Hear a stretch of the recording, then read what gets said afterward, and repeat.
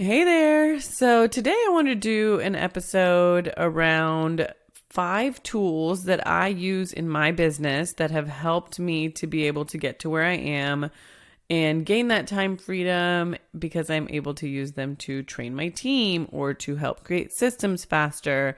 And so those tools that I'm going to talk about today are things that you can start implementing today. Many of them are things that you can use for free, which is nice. And there are always paid versions, but the cheaper you can do things to start out, the better, of course. And the first tool that I'm going to talk about in this sense is Loom. Loom is something that I feel like you may have seen if you don't already use it. You've probably seen it before, but it's a amazing tool for creating training style videos and even for quick stuff. So Loom actually gives you like a little icon in the corner on your desktop. So you're able to, as you're going along, just do a quick recording of what you're doing to be able to pass that along. For example, when I was trying to train my team on how to hire on Indeed and the process that I followed, the easiest way for me was to actually take a video of what I'm doing when I'm on Indeed. So where I'm clicking, what I'm doing. So I click on my little icon in the corner for Loom, it pulls it up, and then I just start doing exactly what I would do as I'm in Indeed, and then I'm talking along with it. So I'm like, I'm going to click here, I'm going to go here. Basically just a typical screen recording, but it does it super quick. Its setup is super easy, and you're able to then click the link and share it when it's done. So I've used that for several different things. I probably use Loom, I can't even tell you how many times. There is, I think you get 25 videos for free that you're able to record. And then after that, it is a paid program, but that's per email address. So use that at your discretion. But it's super, super helpful because for me, when I'm going along, a lot of times I don't want to have to explain it. I just want to have it available. And sometimes even now that I'm way more versed at being able to train people and have my setup the way that it is, I will just go ahead and record a quick Loom whenever I'm doing anything that I feel like, you know what, I might want to pass this along in the future, even if it's something that I'm keeping to myself, especially with this new business and with the podcast. I wanted to start out by doing certain things myself so that I understand the process, but I am recording as I go along to be able to share with my VA or my EA that I have to help me through this process. So it's super convenient to be able to just click in the corner, have it open up Loom, record a quick video, and send it off to whoever needs it. Or we also just take the link and add it to where we have our SOPs, which are our standard operating procedures, which if you don't have those, we'll go over those too. But it's just a great way to have in the background for you to be able to train people, and especially if new people come on and you have another person in that position, or you're just hiring someone brand new and you want them to teach them exactly how you do things, it's super convenient. Number 2, of course, is something that we've all heard about and probably all used. And if you haven't used it, we just won't talk about it. You just got to get on and use it today, is ChatGPT.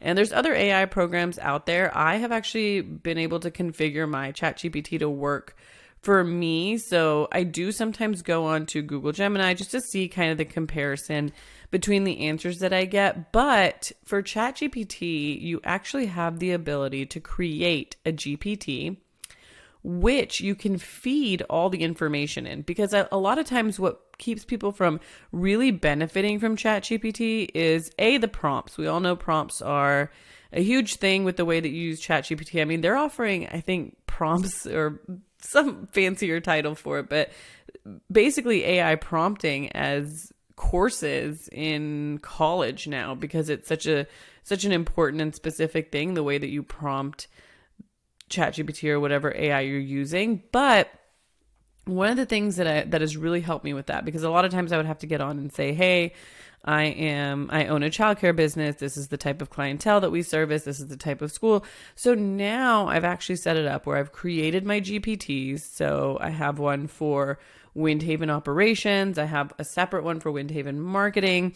So I break it down by what the purpose is, and that way I feed it everything that it needs. So for example, for the Windhaven operations one, I've gone in and on the back end set up the GPT so that I have uploaded our employee handbook, our parent handbook that goes out to clients.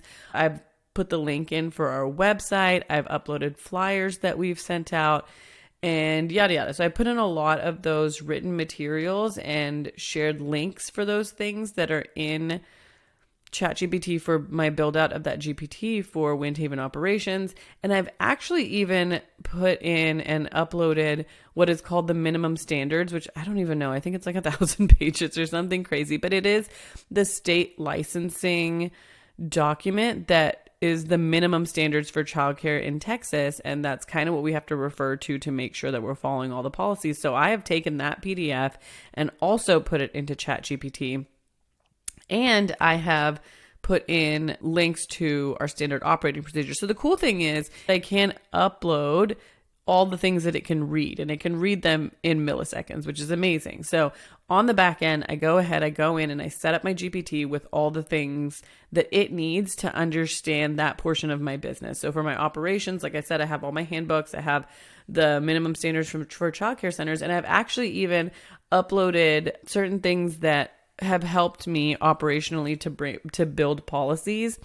And so all of that stuff is in there on the back end. So when I'm doing a prompt in that GPT, I don't have to actually go in, explain who I am, who I service, what I do every single time, which has been so helpful and had made a huge difference.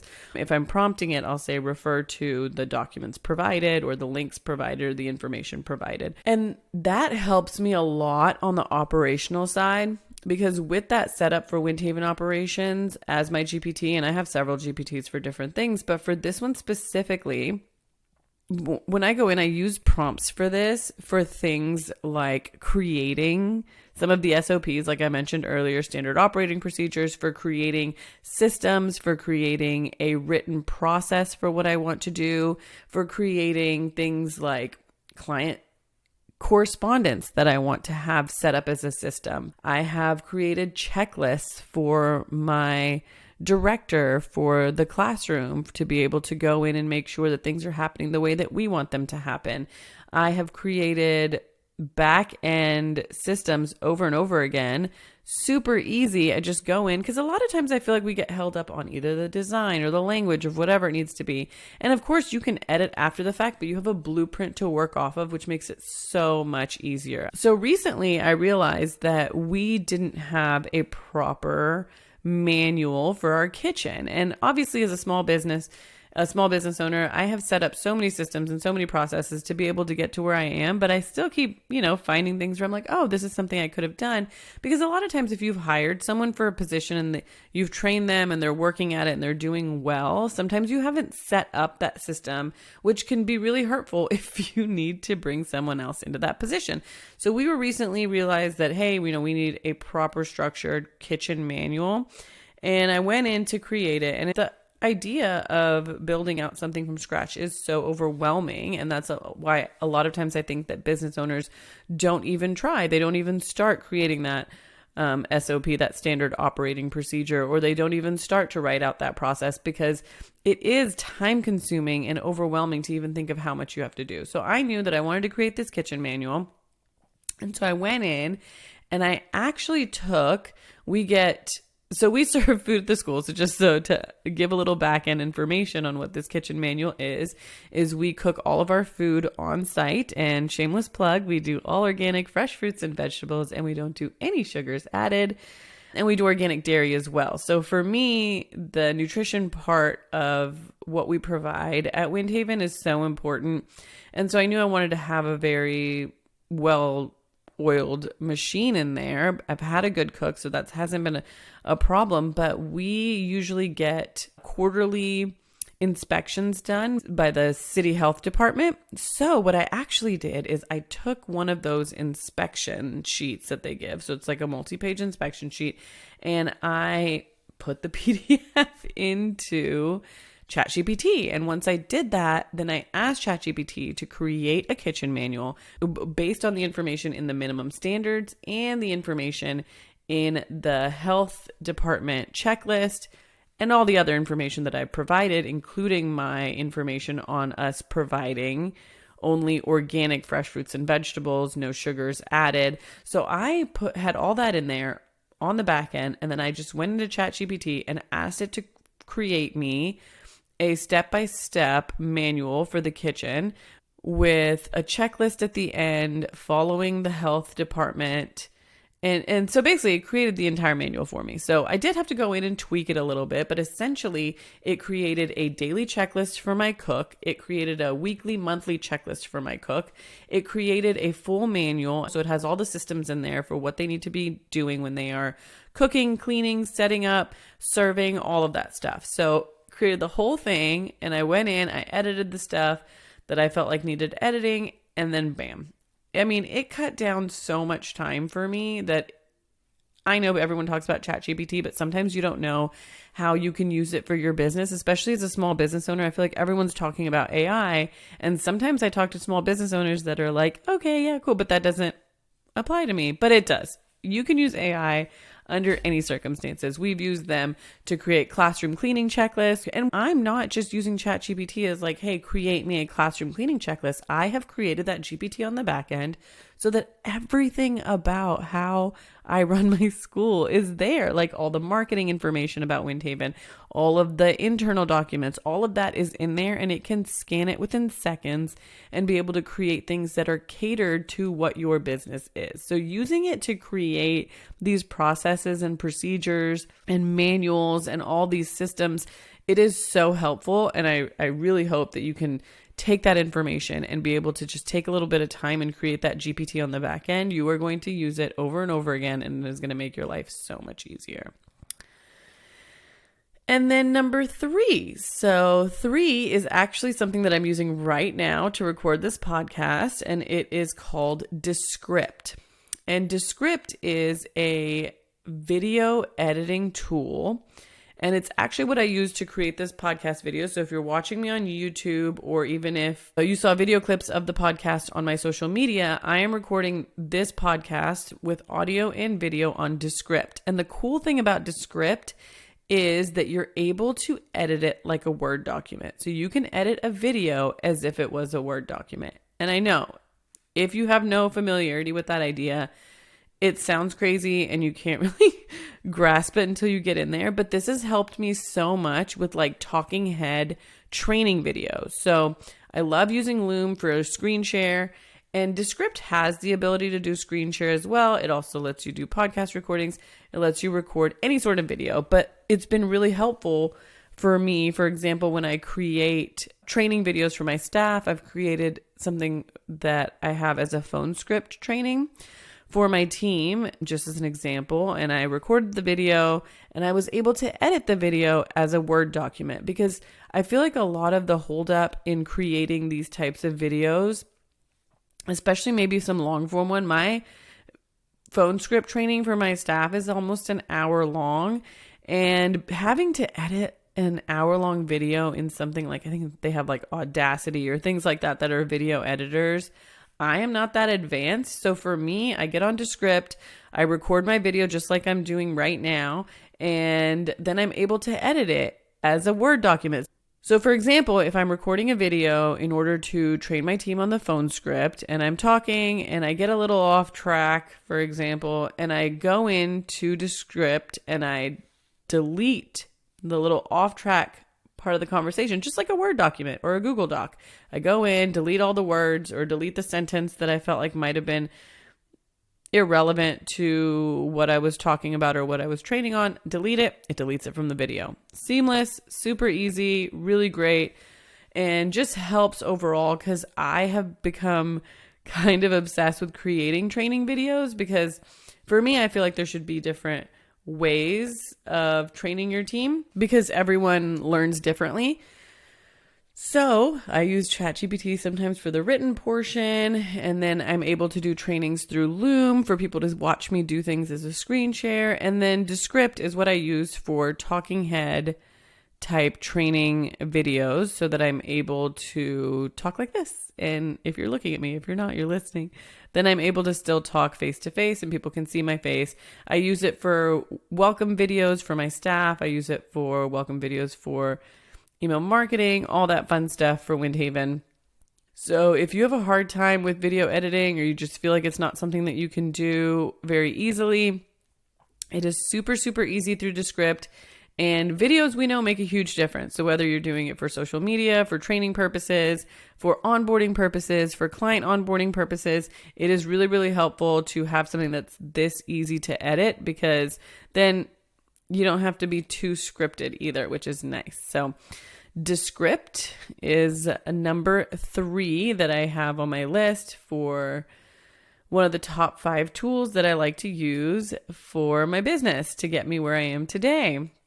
Okay, so the next tool that I love, which was actually told to me by someone at a childcare conference, we were talking about onboarding for our team, and she mentioned Thinkific, which is actually a course creator's tool that people use to create courses, such as Kajabi or whatever tools. If you are familiar with the course creation world, it's on the back end of creating courses. So if somebody logs in, they're able to take the course, and you're able to create courses for people to pay and take your course. But the cool thing about Thinkific is you get one free course on your account. And so that way we created our entire onboarding process in that one free course. So it's not a paid course, but I've built it so that you can see. So there's a whole outline of what they're working on. And if you've ever taken an online course, then you understand the setup. But if you haven't, it's basically just tabs that you work through. So we do a welcome tab, then we get into our Brightwheel training, which is our management software program for the school. We put in the courses that they have to take for training for the state. And so we have all these sections created with basically the entire onboarding process that our team needs to come on board. And for a long time, we had gotten an HR software that we were using and paying out the wazoo for, and nobody ever used HR software for anything except for pay stubs and then for the onboarding for new hires. And I just kept thinking, like, this is too much money to pay for just pay stubs and onboarding for new hires. So when I found out about Thinkific, I looked into it and we created the entire onboarding process on there. So they're able to download PDFs, they're able to watch videos, they're able to get to external links. And you also know, as they're making progress through the course, each person signs up with an email address and their name.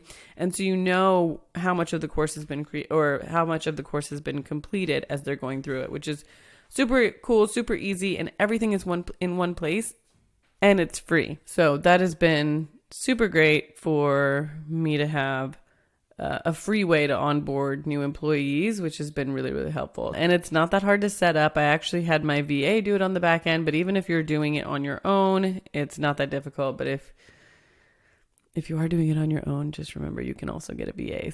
But that's a topic for a different day because you should have a VA. But nonetheless, so I mentioned 5 tools. So the 5th tool that I like to use is actually a newer one that I've started using, and it's been pretty cool, and I'm starting to get the hang of it. And if you don't know about it, it's called Notion. I've actually started to learn that a lot of people do use Notion, but mostly in the online world. And so that's been cool since I'm kind of in both spaces now, but it's a really great way to stay organized. And again, it is free. All these things, by the way, have free versions to them. And if you are paying, it's like a really nominal fee that you're paying or a really small fee that you're paying.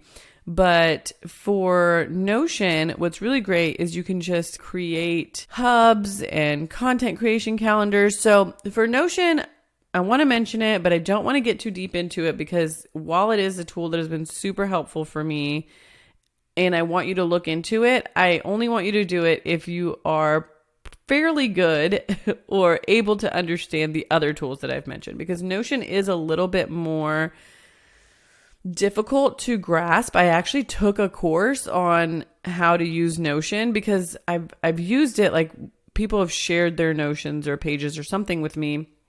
And so I've seen it in action, and I really wanted to be able to have one of my own, which has been great. It's actually a place where I go in, and we are now creating a full business hub in the Notion account. My EA and my BA are working to put in everything we need for the business hub. So essentially, it's going to either link to something or have the actual thing in there so that anyone who goes in the Business Hub will be able to see a calendar, what our weekly plan is, download any documents. So for my admin team to be able to have just this hub of everything that we need, links, social media, passwords for all of the iPads that we have in the classroom, requirements for onboarding, links to our enrollment dashboard. We have an admin dashboard, a summer camp folder, how to get somebody set up for payroll, all that stuff. So we're just creating this big old hub that has everything in it. We were using Google Suite, which I still do like, and some of the stuff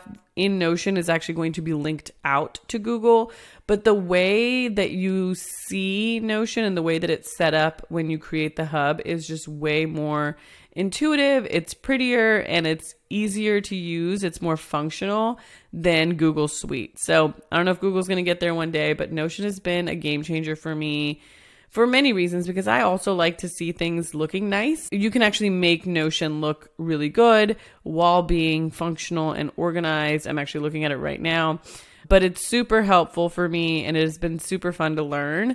And I also have things in there where I'm able to link it to my staff members so that if we're working on a project together. So if you think of project management tools like ClickUp or Monday, I can't think of any others right now, but there are or Trello, I think Trello, Asana, all of those are project management tools. And you can actually use Notion as a project management tool, but it is way deeper than that and has way more functionality than that. So I really, really love it. They also have created something that I think is in the beta stage, which is the Notion calendar. And it's an AI-based type of calendar. You link all of your calendars in there, and then you're able to, it really helps you to be productive. I haven't used it too much yet, so I will circle back and update on when I've been able to have a better idea of how it works. But overall, I love having Notion. I've even created just like a brain dump section, because usually I use my iPhone notes, and I still use iPhone notes, but I have certain sections in my Notion that I've been able to create as widgets on my iPhone, so I can hit them as easily as I would be able to hit iPhone notes,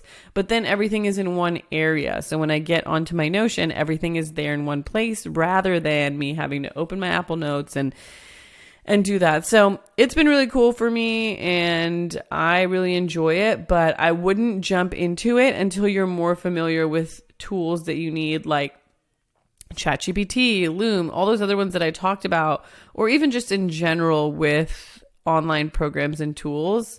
I would save Notion if you are just getting started or just getting comfortable. If you are looking for something to house your SOPs and everything, you haven't started anywhere, then you could look into using Notion. But otherwise, if you're in Google Suite and it's working for you, by all means stay there. But I've really enjoyed using Notion. So those are the 5 tools that I like to use for my business that have helped me to be able to get my business to where it is today, and to be able to get myself to where I am today with being able to have more freedom of time and to grow beyond what I ever anticipated. So if you have any questions about these, or if you use any of these tools and have enjoyed them or have some feedback on them, I would love to hear how you use these tools in your business.